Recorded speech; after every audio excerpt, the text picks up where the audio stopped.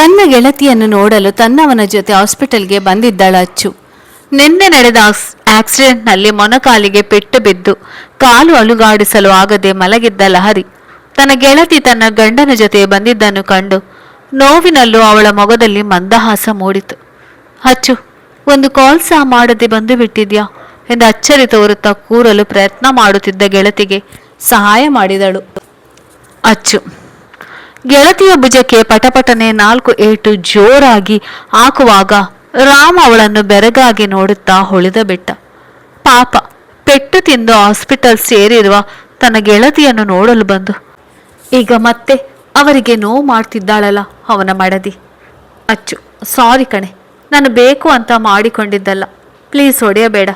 ಕಾಲು ಅಲುಗಾಡಿಸುವುದಕ್ಕೆ ಆಗದೆ ಜೀವ ಹೋಗುವಷ್ಟು ನೋವಾಗ್ತಾ ಇದೆ ಎಂದು ಕಣ್ಣು ತುಂಬಿಕೊಂಡು ನುಡಿದ ಗೆಳತಿಯನ್ನು ಗಟ್ಟಿಯಾಗಿ ತಬ್ಬಿದಳು ಅಚ್ಚು. ದೊಡ್ಡ ಈಡಿಯಟ್ ಕಣೆ ನೀನು, ನೆನ್ನೆನೆ ಕಾಲ್ ಮಾಡಿ ಹೇಳಬೇಕಾಗಿತ್ತಲ್ವ ನೀನು. ಅದು ಬಿಟ್ಟು ಸಂಜೆ ಕಾಲ್ ಮಾಡಿ ಹೇಳ್ತೀಯ. ಈಗ ನಿಂಗೆ ಬಂದಿರುವ ಪರಿಸ್ಥಿತಿ ನನಗೆ ಬಂದಿದ್ರೆ ನೀನು ಹೀಗೆ ಮಾಡ್ತಿದ್ಯಾ? ಕೊಬ್ಬು ನಿಂಗೆ. ಏನೇ ಆದರೂ, ಎಷ್ಟೇ ಜಗಳ ಆಡಿದ್ರು ನನ್ನ ಬೆಸ್ಟಿಯನ್ನು ಬಿಟ್ಟು ಕೊಡಬಾರದಂತ ಬರ್ತೀನಿ ನೋಡು. ಅದಕ್ಕೆ ಎಂದು ಜೋರು ಮಾಡುತ್ತಲೇ ಬಿಕ್ಕಳಿಸುತ್ತಿದ್ದ ತನ್ನ ಹೆಣ್ಣನ್ನು ಕಂಡು ರಾಮ್ ತುಟಿ ಅಂಚಿನಲ್ಲಿಯೇ ನಗು ಮೂಡಿತು. ಅವರಿಬ್ಬರ ಸ್ನೇಹದ ಬಗ್ಗೆ ತಿಳಿದಿದ್ದವನಿಗೆ ಇಂದು ನೇರವಾಗಿ ಅವರಿಬ್ಬರ ನಡುವೆ ಇರುವ ಗಟ್ಟಿ ಬಂಧನ ಕಾಣುವಂತಾಯಿತು. ಅಣ್ಣನಿಗೆ ಹೇಳಿದ್ಯಾ? ಪೀಸು ದನಿಯಲ್ಲಿ ಕೇಳಿದಳು ಅಚ್ಚು. ಅವರ ಜೊತೆ ರಾಮ್ ಸಹ ಇದ್ದಾನಲ್ಲ? ಇನ್ನೂ ಇಲ್ಲ ಕಣೆ, ನೀನೇ ಇಷ್ಟೊಂದು ಕ್ಲಾಸ್ ತಗೊಂಡೆ ಅಂದರೆ ಇನ್ನು ಅವನು ಎಷ್ಟು ದೊಡ್ಡ ಕ್ಲಾಸ್ ತಗೋಬೋದು ಅನ್ನೋ ಅಂದಾಜು ಇದೆ. ಪ್ಲೀಸ್ ನೀನೇ ಅವನಿಗೆ ಸಮಾಧಾನದಿಂದ ತಿಳಿಸು. ಹಾಗೇ ನಾನೇನು ರಶ್ ಆಗಿ ಡ್ರೈವ್ ಮಾಡ್ತಿರ್ಲಿಲ್ಲ ಅಂತ ಹೇಳು ಎನ್ನುವಷ್ಟರಲ್ಲಿ ಅಲ್ಲಿಗೆ ಬಂದ ಅಭಿ. ಹೇ ಗೂಬೆ, ನೀನು ಏನೆಂದು ಅಂದುಕೊಂಡಿದ್ಯಾ? ಇನ್ನು ಎಷ್ಟು ಸಲ ಹೇಳಬೇಕು ನಿನಗೆ, ರ್ಯಾಶ್ ಆಗಿ ಡ್ರೈವಿಂಗ್ ಮಾಡಬೇಡ, ಡ್ರೈವ್ ಮಾಡುವಾಗ ಸ್ವಲ್ಪ ಅಕ್ಕಪಕ್ಕ ನೋಡಿ ಡ್ರೈವ್ ಮಾಡು ಅಂತ. ಬಟ್ ನಿನಗೆ ನಮ್ಮ ಮಾತು ಅಂದರೆ ಲೆಕ್ಕನೇ ಇಲ್ಲ. ನಮ್ಮ ಜೀವ ತಿನ್ನುವುದಕ್ಕೆ ಅಂತಲೇ ಈ ರೀತಿ ಮಾಡ್ತೀಯ ಅಲ್ವಾ ಎಂದು ಲಹರಿ ತಲೆ ಮೇಲೆ ಮೊಟಕಿದ ಅಭಿಯನ್ನು ಕಂಡು ಅಚ್ಚರಿಯಿಂದ ಕಣ್ಣರಳಿಸುವ ಸರದಿ ರಾಮ್ನದು.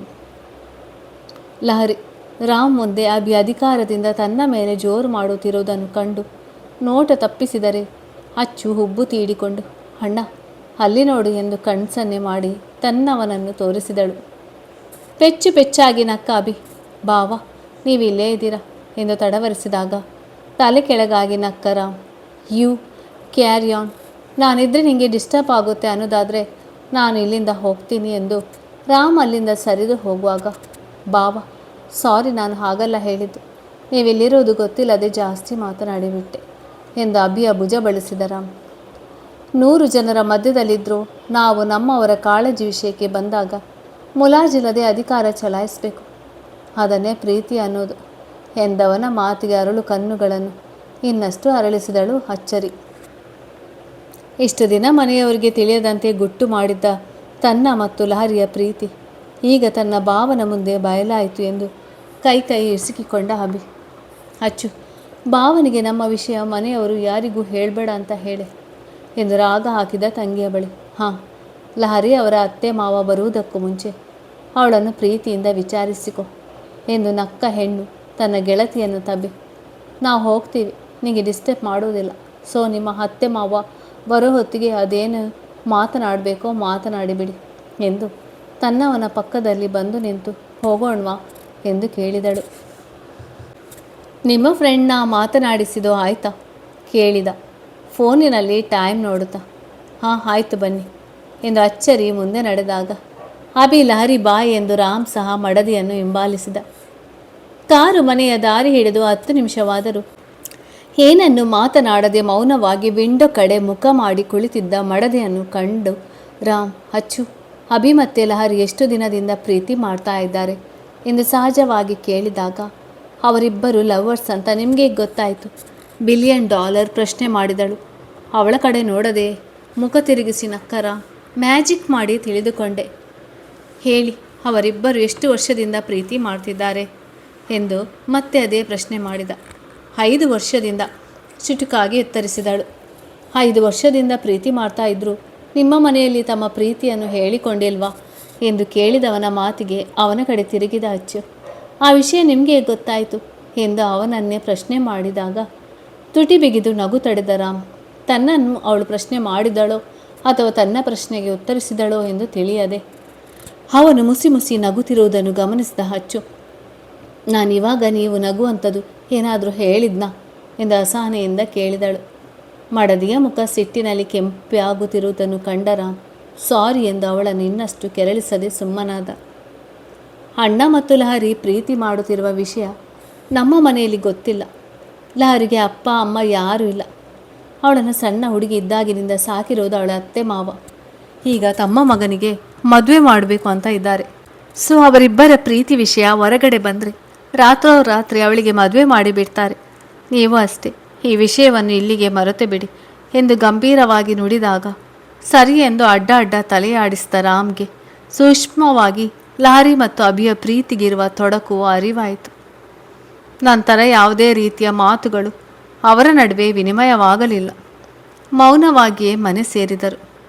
ರಾಮ್ ಬಟ್ಟೆ ಬದಲಾಯಿಸಿ ಇವತ್ತು ನನ್ನ ಬದಲಿಗೆ ತನ್ನ ತಮ್ಮ ಅಟೆಂಡ್ ಮಾಡಿದ ಮೀಟಿಂಗ್ ಬಗ್ಗೆ ವಿಚಾರಿಸಲು ಅಂಕಿತ್ ರೂಮ್ಗೆ ಹೋದ. ಈತ ಅಚ್ಚರಿ ತನ್ನಪ್ಪ ಅಮ್ಮನಿಗೆ ಕಾಲ್ ಮಾಡಿ ಮಾತನಾಡುತ್ತಾ ಕುಳಿತಾಗ, ಅತ್ತಿಗೆ ಯಾರೋ ನೀವು ಮನೆಯಲ್ಲಿ ಇಲ್ಲ ಅಂತ ತುಂಬ ಹಠ ಮಾಡ್ತಿದ್ದ, ಅದೇನೋ ಸ್ವಲ್ಪ ವಿಚಾರಿಸಿ ಎಂದು ಮಗುವನ್ನು ತನ್ನ ಅತ್ತಿಗೆಯ ಕೈಗೆ ತಂದುಕೊಟ್ಟಳು ಭುವನ. ತನ್ನ ಅಪ್ಪ ಅಮ್ಮನಿಗೆ ಮತ್ತೆ ಕಾಲ್ ಮಾಡುವುದಾಗಿ ಹೇಳಿ ಕರೆ ಕಟ್ ಮಾಡಿದ ಅಚ್ಚು, ನಿದ್ರೆ ಮುಗೀತಾ ಇವನದು ಎಂದು ಕೇಳಿದಳು ಕಣ್ಣು ಉಜ್ಜುತ್ತಿದ್ದ ಮಗುವನ್ನು ಕಂಡು. ಇನ್ನೂ ಇಲ್ಲ, ಅದಕ್ಕೆ ಅಮ್ಮನ ಜಪ ಬಿದ್ದಿರೋದು ಅವನಿಗೆ. ಪ್ಲೀಸ್ ಅತ್ತಿಗೆ, ಯಾಕೋ ಆಯಿತು, ತುಂಬ ಹಠ ಮಾಡ್ತಾ ಇದ್ದಾನೆ, ಬೇಜಾರು ಮಾಡಿಕೊಳ್ಳದೆ ಮಲಗಿಸಿಬಿಡಿ ಅವನ್ನ ಎಂದು ಮನವಿಯ ದನಿಯಲ್ಲಿ ಹೇಳಿದಾಗ ಕಿರುನಕ್ಕ ಅಚ್ಚು. ಸರಿ, ನಾನು ಅವನನ್ನು ಮಲಗಿಸ್ತೇನೆ, ನೀನೋಗು ಎಂದು ಭುವನನ್ನು ಕಳಿಸಿ, ಬಂಗಾರಿ ನಾನು ಫಸ್ಟ್ ಚಾಚಿ ಮಾಡ್ತೀನೋ ಅಥವಾ ನೀನು ಫಸ್ಟ್ ತಾಚಿ ಮಾಡ್ತೀಯೋ ಎಂದು ಮಗುವನ್ನು ಬೆಡ್ ಮೇಲೆ ಮಲಗಿಸಿ ತಾನು ಸಹ ಪಕ್ಕದಲ್ಲಿಯೇ ಮಲಗಿದಳು. ಮಗುವನ್ನು ಮೃದುವಾಗಿ ಅಪ್ಪಿಕೊಂಡವಳು ತನ್ನ ಪುಟ್ಟ ಕಣ್ಣುಗಳಿಂದ ಪಿಳಿಪಿಳಿ ನೋಡುತ್ತಿದ್ದ ಮಗುವಿನ ಕಣ್ಣುಗಳಿಗೆ ಮುತ್ತಿಟ್ಟ ಅಚ್ಚು, ಬಂಗಾರಿ ನಾನೇ ಫಸ್ಟ್ ತಾಚಿ ಮಾಡುವುದು ಎಂದು ಕಣ್ಣು ಮುಚ್ಚುವ ನಾಟಕವಾಡಿದಾಗ ಅಮ್ಮನ ಜೊತೆ ಪೈಪೋಟಿಗೆ ಬಿದ್ದ ಮಗು ತಾನು ಸಹ ಕಣ್ಣು ಮುಚ್ಚಿ ನಿಮಿಷಗಳು ಉರುಳುತ್ತಿದ್ದಂತೆ ನಿದ್ರೆಗೆ ಜಾರಿತು.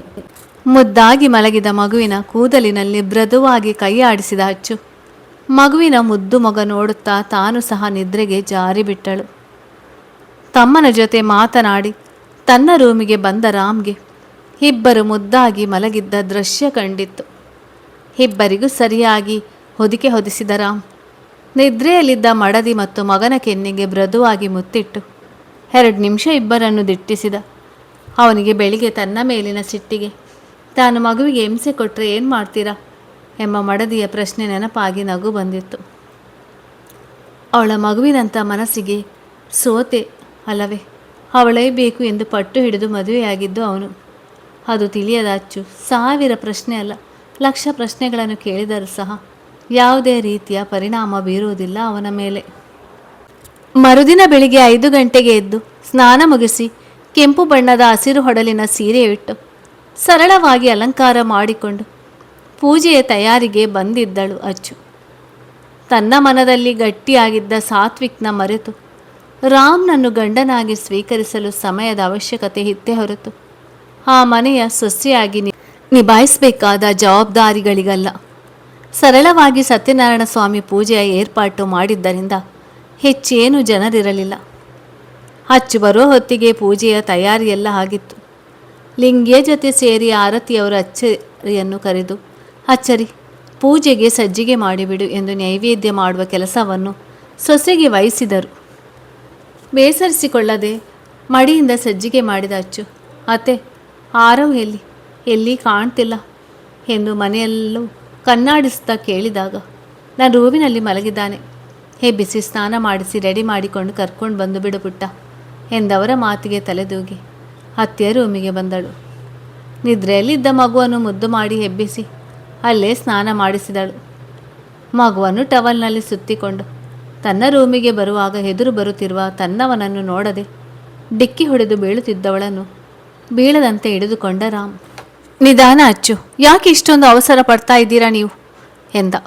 ಅವನ ಕೈಗಳು ತನ್ನ ನಡು ಬಳಸಿರುವುದು ಕಂಡು ಅವನನ್ನು ದುರುಗಟ್ಟಿ ನೋಡಿದಳು. ನನ್ನ ಮೇಲಿನಿಂದ ತೆಗಿರಿ ಕೈನ ಎಂದು ಸಿಡುಕಿದವಳ ನೋಟಕ್ಕೆ ನೋಟ ಬೆಸೆದ ರಾಮ್. ನಾನು ಕೈ ತೆಗೆಯೋಲ್ಲ ಎಂದು ಅವಳ ಮುಂಗುರುಳನ್ನು ಸರಿಸಿದಾಗ ಅಸಮಾಧಾನದಿಂದ ಕನಲಿದ ಅಚ್ಚು. ರಾಮ್, ನಾನು ನಿಮಗೆ ಹೇಳ್ತಾ ಇರೋದು, ಸುಮ್ಮನೆ ಬೆಳಿಗ್ಗೆ ಬೆಳಿಗ್ಗೆನೆ ನನ್ನ ಪೇಷನ್ಸ್ ಚೆಕ್ ಮಾಡೋದು ಒಳ್ಳೆಯದಲ್ಲ ಎಂದು ಕಣ್ಣು ಕೆಂಪು ಮಾಡಿ ಎಚ್ಚರಿಕೆ ಕೊಟ್ಟಳು. ಅದನ್ನು ಕಂಡ ತನ್ನೊಳಗೆ ನಕ್ಕ ರಾಮ್ ಅವಳನ್ನು ಸರಿಯಾಗಿ ನಿಲ್ಲಿಸಿ, ಮಾತಿಗೆ ಮುಂಚೆ ಸಿಡುಕುವುದು ಬಿಟ್ಟು ಸ್ವಲ್ಪ ತಾಳ್ಮೆ ತಂದುಕೊಳ್ಳಿ. ಸಿಟ್ಟು ಮಾಡಿಕೊಳ್ಳೋದ್ರಲ್ಲಿ ನಾನು ನಿಮ್ಮ ಗಂಡ ಇದ್ದೀನಿ.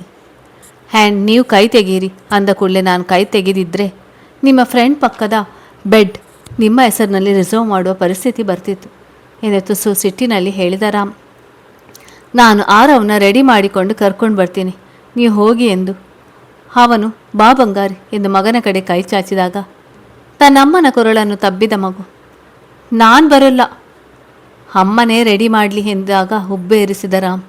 ಅವರನ್ನು ಜಾಸ್ತಿ ಹಚ್ಕೊಳ್ಬೇಡ ಮಗನೇ, ನನ್ನ ಮೇಲಿನ ಸಿಟ್ಟಿಗೆ ನಿಮಗೆ ಹಿಂಸೆ ಕೊಡ್ತೀನಿ ಅಂತ ನಿನ್ನೆ ನನಗೆ ಹೇಳಿದ್ದಾರೆ ನಿಮ್ಮಮ್ಮ ಎಂದಾಗ ಗಂಡನ ಕಡೆ ಹುರಿನೋಟ ಬೀರಿದಳು.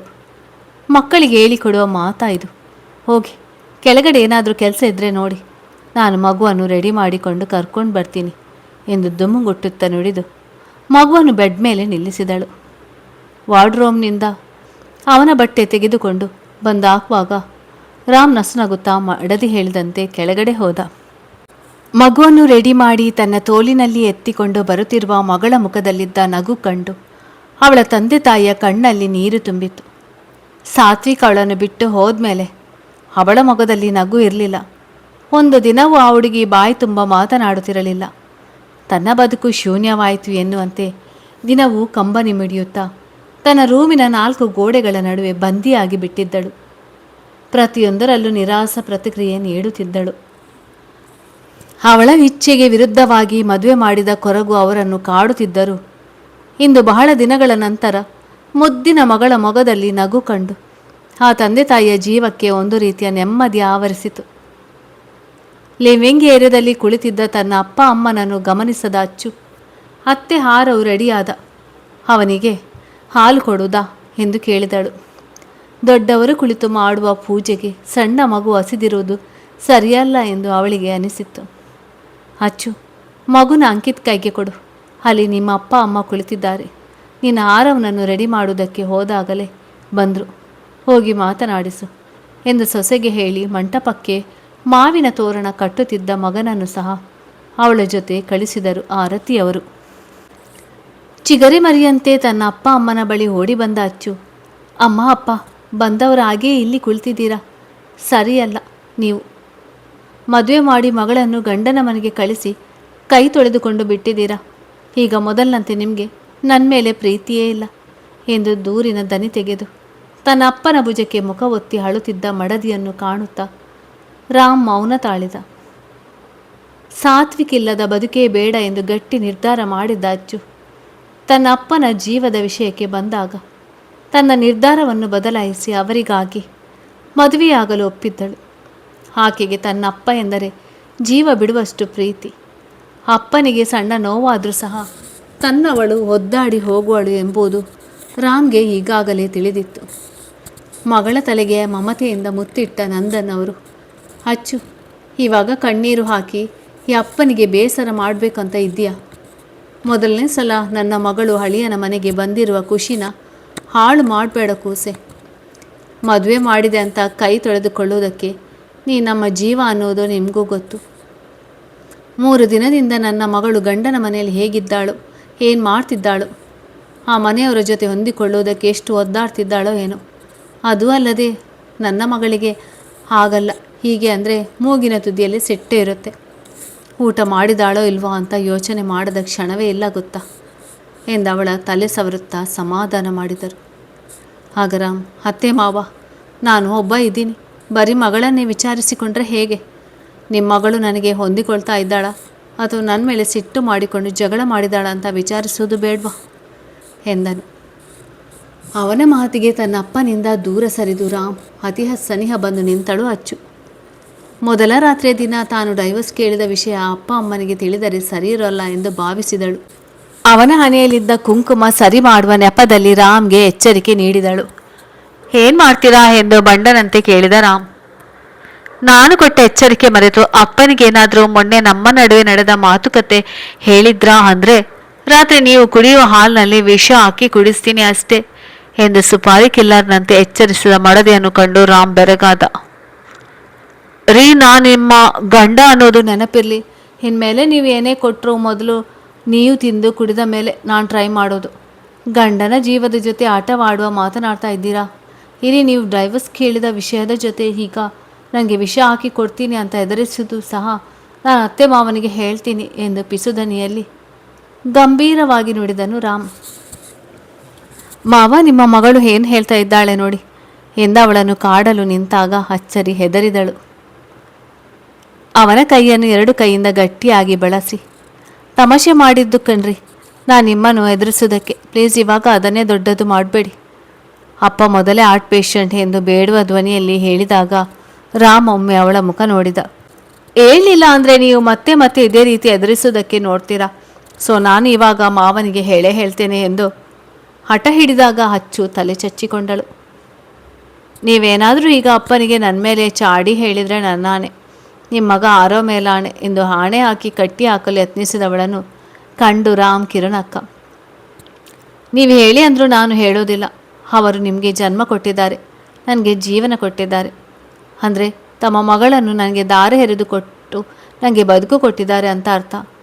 ಅಂಥದ್ರಲ್ಲಿ ನಮ್ಮ ವಿಷಯನವರ ಪೋಷಕರಿಗೆ ತಕೊಂಡು ಹೋಗುವ ಸಣ್ಣ ಬುದ್ಧಿ ನನಗಿಲ್ಲ. ಅವರು ಹೇಗೆ ಅಭಿಯನ್ನು ತಮ್ಮ ಮಗ ಅಂದುಕೊಂಡಿದ್ದಾರೋ ಹಾಗೆ ನಾನು ಸಹ ಅವರನ್ನ ಅಪ್ಪ ಅಮ್ಮ ಅಂದುಕೊಂಡಿದ್ದೇನೆ. ಅವರ ಬಗ್ಗೆ ನಮಗೂ ಕಾಳಜಿದೆ, ನೀವು ಟೆನ್ಷನ್ ಆಗಬೇಡಿ ಎಂದು ರಾಮ್ ಪ್ರಾಮಾಣಿಕವಾಗಿ ನುಡಿದಾಗ ಅವನನ್ನು ನಂಬಿದ ಹೆಣ್ಣು ನಿಟ್ಟೆಸಿರು ಬಿಟ್ಟಳು. ಹಣೆ ಮೇಲಿದ್ದ ಬೆವರನ್ನು ಒರೆಸಿಕೊಂಡು, ಅಪ್ಪ ಅಮ್ಮ ನಾನು ಕಾಫಿ ಮಾಡಿಕೊಂಡು ಬರ್ತೀನಿ, ನೀವಿವರ ಜೊತೆ ಮಾತನಾಡ್ತಾ ಇರಿ ಎಂದು ಕಿಚನ್ಗೆ ಹೋದಳು. ಮಾವನಿಗೆ ಲಘು ಅಪ್ಪುಗೆ ನೀಡಿ ಅತ್ತೆಯ ಆಶೀರ್ವಾದ ಪಡೆದು ಅವರ ಪಕ್ಕದಲ್ಲಿ ಕುಳಿತ ರಾಮ್, ಮಾವ ಅಭಿಯಲ್ಲಿ ಇನ್ನು ಬರಲಿಲ್ಲ ಅವನು ಎಂದು ಕೇಳಿದ ರಾಮ್. ಅತಿ ಕಡಿಮೆ ಸಮಯದಲ್ಲಿ ತನ್ನ ಸರಳ ಗುಣದಿಂದ ಅವರೆಲ್ಲರನ್ನೂ ಗೆದ್ದಿದ್ದ. ಬರ್ತಾನೆ ರಾಮ್, ಅರ್ಧ ಗಂಟೆ ಕೆಲಸ ಇದೆ, ನೀವು ಹೋಗಿರಿ, ನಾನು ಆಮೇಲೆ ಬರ್ತೀನಿ ಅಂತ ಹೇಳಿದ್ದ, ಅದಕ್ಕೆ ನಾವು ಬಂದೆವು ಎಂದರು ನಂದನ್ ಅವರು. ನಂತರ ರಾಮ್ ಅಚ್ಚರಿ, ನಿಮ್ಮ ಮನಸ್ಸಿಗೆ ಬೇಸರ ಆಗುವ ಹಾಗೆ ನಡೆದುಕೊಳ್ಳಿಲ್ಲ ಅಲ್ವಾ ಎಂದು ಆತಂಕದಿಂದ ಕೇಳಿದಾಗ ಅವರ ಮನಸ್ಥಿತಿಯನ್ನು ರಾಮ್ ಅರಿತಿದ್ದ. ಅವರ ಹಸ್ತದ ಮೇಲೆ ತನ್ನ ಹಸ್ತವನ್ನಿಟ್ಟು, ನೀವು ಅವಳ ಬಗ್ಗೆ ಚಿಂತೆ ಮಾಡಬೇಡಿ ಮಾವ, ಅವಳು ಹಳೆಯದನ್ನೆಲ್ಲ ಮರೆತು ನನ್ನ ಜೊತೆ ಸರಿ ಹೋಗ್ತಾಳೆ ಅನ್ನುವ ಗಟ್ಟಿ ನಂಬಿಕೆ ನನಗಿದೆ. ನನ್ನ ಮೇಲೆ ನಂಬಿಕೆ ಇಟ್ಟು ನಿಮ್ಮ ಮಗಳನ್ನು ನನಗೆ ಕೊಟ್ಟಿದ್ದಕ್ಕೆ ಧನ್ಯವಾದಗಳು ಮಾವ. ನಿಮ್ಮ ನಂಬಿಕೆ ಮತ್ತು ನಾನು ಕೊಟ್ಟ ಮಾತನ್ನು ಉಳಿಸಿಕೊಳ್ಳುವುದು ನನ್ನ ಜವಾಬ್ದಾರಿ. ಇನ್ಮೇಲೆ ನೀವು ನಿಶ್ಚಿಂತೆಯಿಂದ ಇರಿ ಎಂದು ಭರವಸೆ ನೀಡಿದ ಹಳೆಯನನ್ನು ಕಂಡು ಆ ತಂದೆ ತಾಯಿಯ ಹೃದಯ ಆರ್ದ್ರವಾಯಿತು. ಸರಿ ರಾಮ್, ನಮಗೆ ನಿನ್ನ ಮೇಲೆ ಸಂಪೂರ್ಣ ವಿಶ್ವಾಸವಿದೆ. ಆದರೆ ನೀವು ನಾಳೆ ಅಚ್ಚುನ ಮನೆಗೆ ಕರೆದುಕೊಂಡು ಬರಬೇಡಿ. ಸಾತ್ವಿಕ್ ತಂದೆ ತಾಯಿಗೆ ಅಚ್ಚು ಮೇಲಿರುವ ಸಿಟ್ಟು ಇನ್ನೂ ತನ್ನಗಾಗಿಲ್ಲ. ಈ ಸಂದರ್ಭದಲ್ಲಿ ನೀವು ಅಚ್ಚುನ ನಮ್ಮನೆಗೆ ಕರೆತಂದರೆ ತಮ್ಮ ಮಗನನ್ನು ಕಳೆದುಕೊಂಡ ನೋವಿನ ಜೊತೆ ಈ ಸಿಟ್ಟು ಸೇರಿಕೊಂಡು ಅವರು ಅಚ್ಚು ಮನಸ್ಸಿಗೆ ನೋವಾಗುವಂತೆ ಮಾಡಬಹುದು. ತಿಳಿಯಾಗುತ್ತಿರುವ ಅವಳ ಮನಸ್ಸನ್ನು ಮತ್ತೆ ಮೊದಲ ಸ್ಥಿತಿಗೆ ಬಂದು ಬಿಡುತ್ತದೆ ಎಂದರು ನಂದನ್. ರಾಮ್ ಜೊತೆ ಮದುವೆ ನಿಶ್ಚಯವಾದಾಗಿನಿಂದ ಸಾತ್ವಿಕ್ನ ತಾಯಿ ಮೀನಾಕ್ಷಿಯವರು ಆಡುತ್ತಿದ್ದ ಕಟು ಮಾತುಗಳನ್ನು ಕೇಳಿ ಅವರು ರೋಸಿ ಹೋಗಿದ್ದರು. ರಾಮ್ ಮಾತನಾಡುವ ಮೊದಲೇ ಅಚ್ಚು ಎಲ್ಲರಿಗೂ ಕಾಫಿ ತಂದು ಕೊಟ್ಟಳು. ಅಪ್ಪ ಅಣ್ಣ ಎಲ್ಲಿ? ಇನ್ನು ಬರಲೇ ಇಲ್ಲ, ಅವನು ಪೂಜೆ ಶುರುವಾಗ್ತದೆ ಎಂದು ಬಾಗಿಲ ಕಡೆ ನೋಡುತ್ತಾ ಕುಳಿತಳು. ಆಫೀಸ್ನಿಂದ ಅರ್ಜೆಂಟ್ ಕಾಲ್ ಬಂತಂತ ಹೋಗಿದ್ದಾನೆ, ಬಂದು ಬಿಡ್ತಾನೆ ಬಿಡು ಎಂದರು ನಂದನ್. ಅಮ್ಮ, ಸ್ಕೂಪಿ ಏನು ಮಾಡ್ತಾ ಇದ್ದ? ಊಟ ಮಾಡ್ತಾ ಇದ್ದಾನಾ ಎಂದು ತನ್ನ ಮುದ್ದಿನ ನಾಯಿ ಬಗ್ಗೆ ಕೇಳಿದಳು. ನೀನು ಇಲ್ಲಿಗೆ ಬಂದ ಮೊದಲನೇ ದಿನ ಊಟ ಮಾಡದೆ ಹಠ ಮಾಡಿದ್ದ, ಆಮೇಲೆ ಸರಿ ಹೋದ ಕಣೆ ಎಂದಾಗ ಅಚ್ಚು ಮುಖ ಸಣ್ಣದಾಯಿತು. ಅವನನ್ನು ಇಲ್ಲಿಗೆ ಕರೆದುಕೊಂಡು ಬರಬೇಕಾಗಿತ್ತು ತಾನೆ, ನಾನು ಅವನನ್ನು ಎಷ್ಟು ಮಿಸ್ ಮಾಡ್ಕೊಳ್ತಾ ಇದ್ದೀನಿ ಗೊತ್ತಾ ಎಂದಳು. ತಕ್ಷಣ ರಾಮ್, ಅಚ್ಚು, ನಮ್ಮನೆಯಲ್ಲಿ ಪಪ್ಪೀಸ್ಗೆ ಹೆಂಡ್ರಿ ಇಲ್ಲ, ಮನೆಯಲ್ಲಿ ಸಣ್ಣ ಮಗು ಇದ್ದಾನೆ, ಅವನು ಕೆಳಗೆ ಬಿದ್ದ ವಸ್ತುಗಳನ್ನು ಬಾಯಿಗೆ ಇಟ್ಕೊಳ್ತಾನೆ. ಸೊ ನೀವು ಫೀಲ್ ಆದರೂ ಪರವಾಗಿಲ್ಲ, ನಮ್ಮನೆಗೆ ಪಪ್ಪೀಸ್ಗೆ ಅನುಮತಿ ಇಲ್ಲ ಎಂದು ಖಡಾಖಂಡಿತವಾಗಿ ಹೇಳಿದ. ನಾಯಿ ಮರಿಗಳೆಂದರೆ ಪಂಚಪ್ರಾಣವಾಗಿದ್ದ ಅಚ್ಚರಿಗೆ ಇದರಿಂದ ತುಂಬ ಬೇಸರವಾಯಿತು. ಮಗು ಇರುವ ಮನೆಯಲ್ಲಿ ನೈರ್ಮಲ್ಯದ ಬಗ್ಗೆ ರಾಮ್ಗೆ ಬಹಳ ಕಾಳಜಿ ಇತ್ತು. ಅದೇ ಬೇಸರದಲ್ಲಿ ತನ್ನವನ ಜೊತೆ ಪೂಜೆಗೆ ಕುಳಿತಳು ಅಚ್ಚು. ಒಬ್ಬರಿಗೊಬ್ಬರು ಕುಂಕುಮ ಇಡುವುದರೊಂದಿಗೆ ಪೂಜೆ ಆರಂಭವಾಯಿತು. ಶ್ರದ್ಧೆಯಿಂದ ಪೂಜೆಯಲ್ಲಿ ಕುಳಿತರು ಯಾವುದೇ ಬೇಡಿಕೆ ಇಡದೆ ನಿರ್ಲಿಪ್ತವಾಗಿದ್ದಳು. ಹೊಸ ದಂಪತಿಗಳಿಂದ ಸತ್ಯನಾರಾಯಣ ಸ್ವಾಮಿಯ ವ್ರತವು ಯಾವುದೇ ಅಡೆತಡೆ ಇಲ್ಲದೆ ಸಂಪನ್ನವಾಯಿತು. ಪೂಜೆ ಮುಗಿಸಿ ಹೇಳುವ ಹೊತ್ತಿಗೆ ಅಭಿಯೂ ಬಂದಿದ್ದ. ಎಲ್ಲರಿಗೂ ಪ್ರಸಾದ ನೀಡಿ ಅಕ್ಕಪಕ್ಕದ ಮನೆಯವರಿಗೆ ಊಟ ಹಾಕಿ ಅರಶಿನ ಕುಂಕುಮ ನೀಡಲಾಯಿತು. ಬಂದವರೆಲ್ಲ ಹೋದ ಮೇಲೆ ಮನೆಯವರ ಜೊತೆ ಊಟ ಮುಗಿಸಿ ಹೊರಟ ಅಪ್ಪ ಅಮ್ಮ ಮತ್ತು ಅಣ್ಣನಿಗೆ ಕಣ್ಣೀರಿನ ಬೀಳ್ಕೊಡುಗೆ ನೀಡಿದಳು. ತನ್ನ ರೂಮಿಗೆ ಬಂದ ಅಚ್ಚರಿಗೆ ಸಾತ್ವಿಕ್ ನೆನಪು ಮರುಕಳಿಸಿತು. ಈ ಮದುವೆಯಾಗಿ ಅವನ ಪ್ರೀತಿಗೆ ಮೋಸ ಮಾಡಿದೆ ಎಂಬ ಪಾಪ ಪ್ರಜ್ಞೆ ಅವಳನ್ನು ಕಾಡತೊಡಗಿತು. ರಾಮ್ ಜೊತೆ ಕಳೆಯುತ್ತಿರುವ ಪ್ರತಿಯೊಂದು ಸಂಭ್ರಮದ ಕ್ಷಣವನ್ನು ಸಾತ್ವಿಕ್ ಜೊತೆ ಕಳೆಯಬೇಕೆಂಬ ಎಣಿಕೆ ಇಲ್ಲದೆ ಕನಸುಗಳು ನನಸಾಗದೆ ಅವಳ ಎದೆಯಲ್ಲಿ ಇನ್ನೂ ಹಸಿಯಾಗಿಯೇ ಉಳಿದಿದ್ದವು. ಕತೆ ಮುಂದುವರಿಯುತ್ತದೆ.